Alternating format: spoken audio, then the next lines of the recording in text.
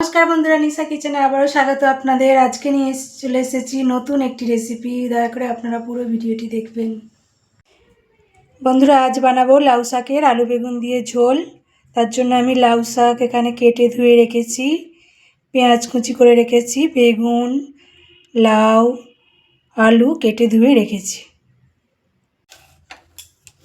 Gas on করে নেব, কড়াই বসিয়ে দিচ্ছি।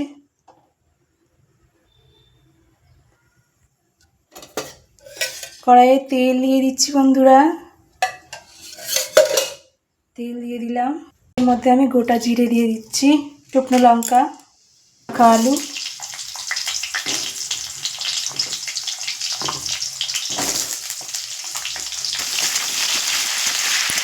বন্ধুরা আলু লাল লাল করে ভেজে নিয়েছি।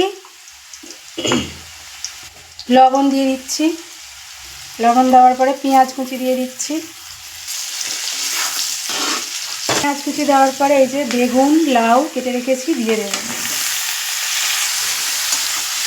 শাক তুলে দেবো বন্ধুরা।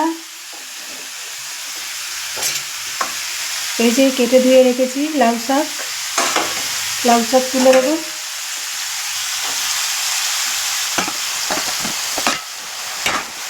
অনেক শাক হয়ে গিয়েছে, তাই জন্য ঢাকা হচ্ছে না, নরম হয়ে গেলে ঢাকাটা ঠিক হয়ে যাবে। হলুদ গুঁড়ো দিয়ে দিচ্ছি, হলুদ গুঁড়ো, লঙ্কার গুঁড়ো,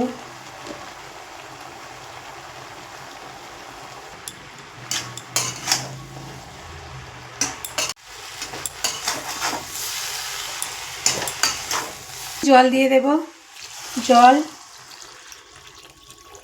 ঢাকা দিয়ে দিচ্ছি বন্ধুরা। ঢাকা দিয়ে সেদ্ধ হতে দেব। বন্ধুরা, লাউ শাকের আলু বেগুন দিয়ে ঝোল আমার হয়ে গিয়েছে, ঢেলে নেব। দেখুন বন্ধুরা, এখানে কত সুন্দর কালার এসেছে। দেখব বন্ধুরা কেমন হয়েছে। এই যে লাউ শাকের আলু বেগুন দিয়ে ঝোল খেয়ে দেখবো বন্ধুরা কেমন হয়েছে। দারুণ দারুণ। বন্ধুরা, ভিডিওটি ভালো লেগে থাকলে অবশ্যই সাবস্ক্রাইব করে পাশে থাকা বেল আইকনটি প্রেস করে দেবেন, যাতে নিত্য নতুন ভিডিও সবার আগে আপনার কাছে পৌঁছে যায়। সবাই খুব ভালো থাকবেন, সুস্থ থাকবেন বন্ধুরা।